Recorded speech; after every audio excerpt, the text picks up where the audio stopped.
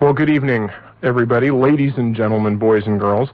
This is Nip Tuck, and again, want to welcome you aboard on behalf of radio station KFJC and the KFJC Public Affairs Department, and also, of course, on behalf of myself and Dave Emery. Dave is here, right here in the studio next to me. Hopefully. And we want to welcome you on board for the second broadcast, although it's actually the second half of the first broadcast, which gets a little tricky, but the second broadcast of the Radio Free America Archives program. Tonight, part 2 of a broadcast we began a little over a month ago, entitled Looking Back from 1984, A Hidden History of the Cold War. And before we start into the information, we want to tell you folks a few physical details about what's going to be going on here tonight, because it is it's a lot of stuff, and we realize that quite a few of the people out there are going to want to be taping. And believe me, you have my full sympathy if 4 hours straight of the kind of information that we're going to be handing out, which is some pretty heavy-duty stuff, makes it difficult for you to sit still for the whole thing to listen. In fact, really, this is sort of in keeping with a KFJC tradition in which I guess you might call the dominant aesthetic up here self-consciously innovative. And this is really, as far as we know, a new kind of broadcasting.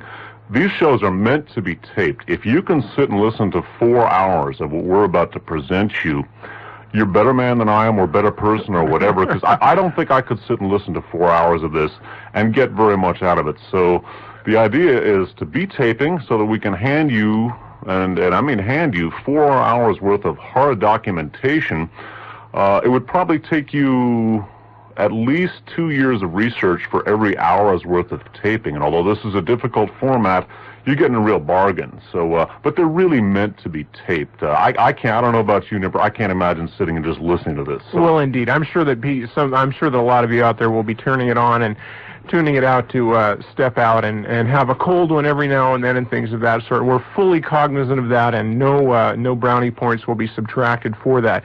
Anyway, once again, after about another 5 minutes or so of explanatory stuff, or maybe less perhaps, we will be entering into the actual information part of the broadcast. We think we're going to go pretty well right up through 11 o'clock tonight. Unfortunately, in terms of phones, we probably will not be having phones. However, those of you who are still up and around at 10 or 10:30 will probably want to be aware we might indeed have time to take some phone calls, and if so, we certainly will.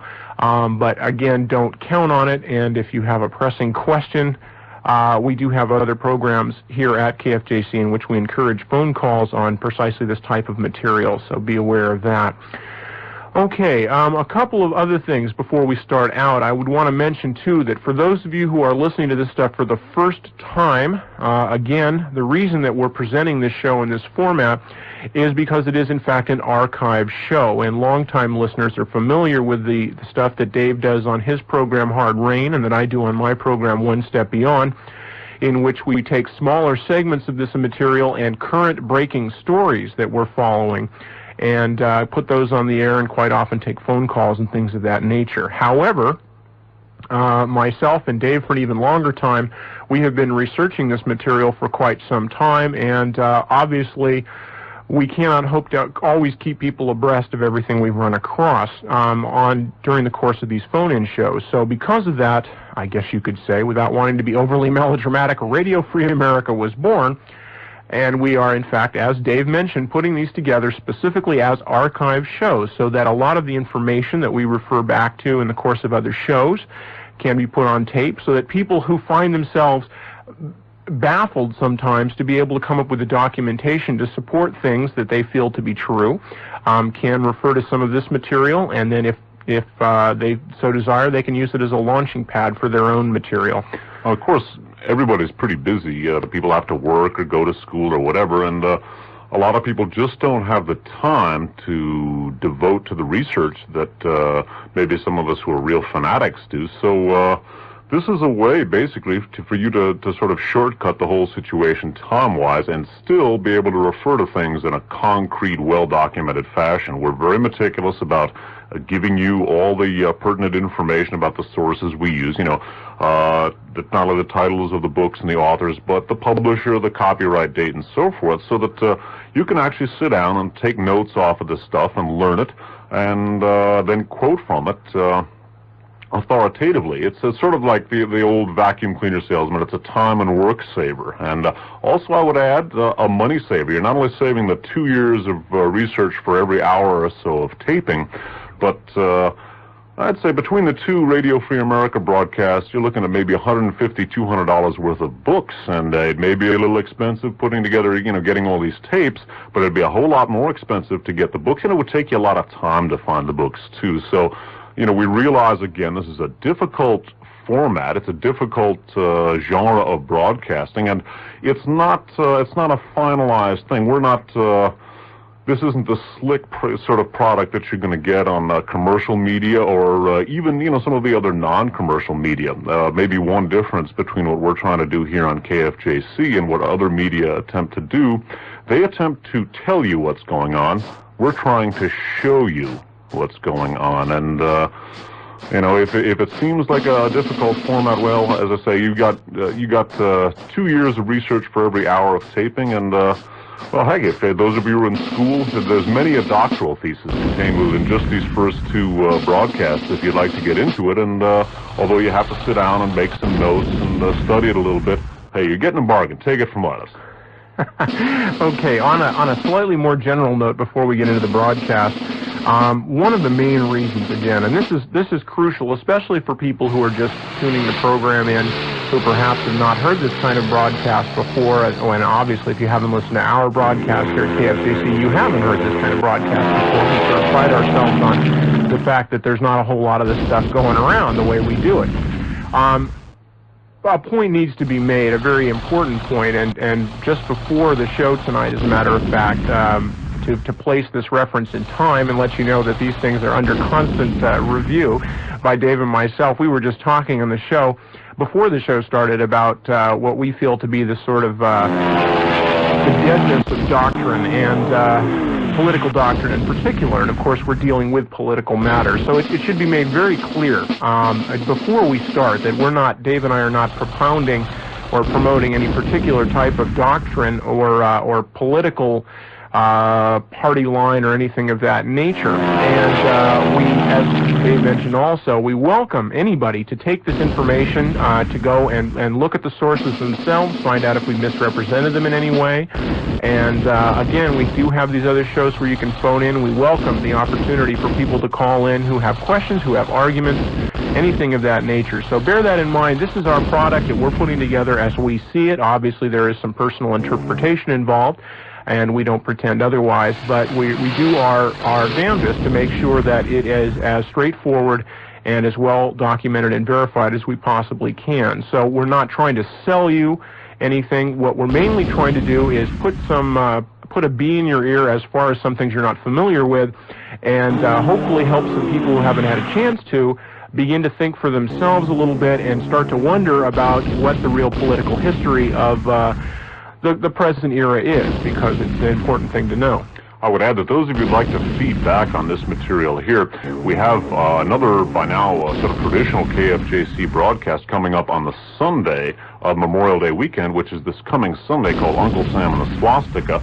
And the material there will intersect with the material we're talking about here and that we talked about in the first show to a certain extent. And we're hoping to have at least 2.5 hours for phone calls this coming Sunday night. So if you'd like to feed back, you may want to make a couple of notes. If you have a question, jot it down. A comment, jot it down. And there'll be plenty of time to feed back either on the stuff that we talk about Sunday or on the stuff that we're talking about on this show here. So that we will have a good long phone-in session coming up on this coming Sunday, the 27th. And there is a conceptual overlap between the two broadcasts. I mean, we're dealing with similar, with very close eras in time, and a lot of the same players show up in both broadcasts. So you won't be throwing things off the mark if you do it. One last thing I just wanted to say before we start with the actual material here, and I guess that this will sort of a prologue for you what it is exactly that we're doing with the first couple of things that we're going to read to you. And that is this. We are living in a time, in an era, however you want to phrase it, however lofty you want to be, in which, among other things, human beings have an incredible capacity for self-destruction, technologically and otherwise. And one of the most, to my way of thinking, most frightening things that we are hearing right now is not just the return of the Cold War, but the return of Cold War rhetoric and the deadness of intellect that implies. The inability of people to think in terms of actualities, to try and to assimilate information as to what things actually mean, and instead to fall into convenient catchphrases and knee-jerk attitudes to things. And we see this constantly as regards several very, very serious things going on in the world, not least of which are problems in such places as the Middle East and Central America and our relations with the Soviet Union. And of all times when people cannot afford to subsist and to live intellectually through a rather tarnished decade, namely the 50s, this is probably the one, folks. There's just too much on the line for people to be reliving the Cold War intellectually. And so that's what we're hoping to do tonight, is to make people a little more aware of history so that they can assimilate that information and hopefully use it to start trying to solve some of the problems of the present.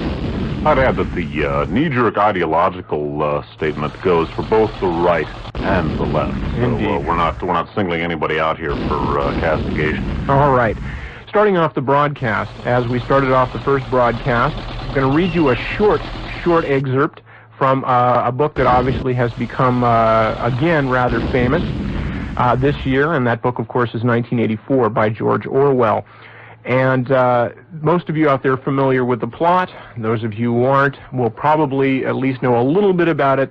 Needless to say, it's a book about totalitarianism and what totalitarian societies do to their citizens in terms of distorting the information that is handed to them. And of course, that is a large point of what we're trying to do tonight. So anyway, quoting from George Orwell's 1984, the character speaking is the protagonist, Winston Smith.